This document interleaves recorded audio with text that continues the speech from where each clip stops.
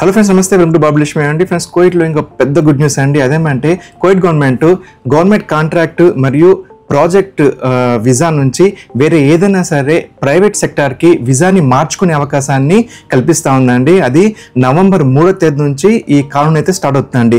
కాకపోతే దీనికి కొన్ని కండిషన్ ఉన్నాయి. అదేమంటే ఫస్ట్ ఒకటి, ఆ ప్రాజెక్ట్ని లేకుంటే కాంట్రాక్ట్ని గవర్నమెంట్ క్యాన్సిల్ చేసి ఉండాలి, లేదా అదేవిధంగా public authority for man power దగ్గర ఆ ప్రాజెక్ట్కి సంబంధించి ఆ ప్రాజెక్ట్ కంప్లీట్ అయిపోయింది, ఇంకా మాకు ఎటువంటి పని వాళ్ళు అవసరం లేదు అని చెప్పేసి ఒక లెటర్ సబ్మిట్ అయి ఉండాలన్నమాట.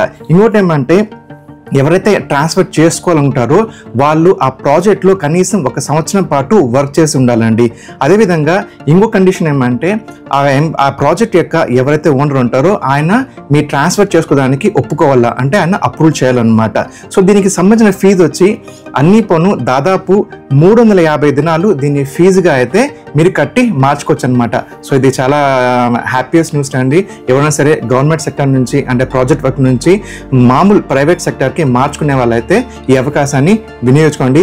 ఈ విషయం మీ ఫ్రెండ్స్ తెలియజేసుకోండి. Take care, have a nice day అండి. నమస్తే ఫ్రెండ్స్.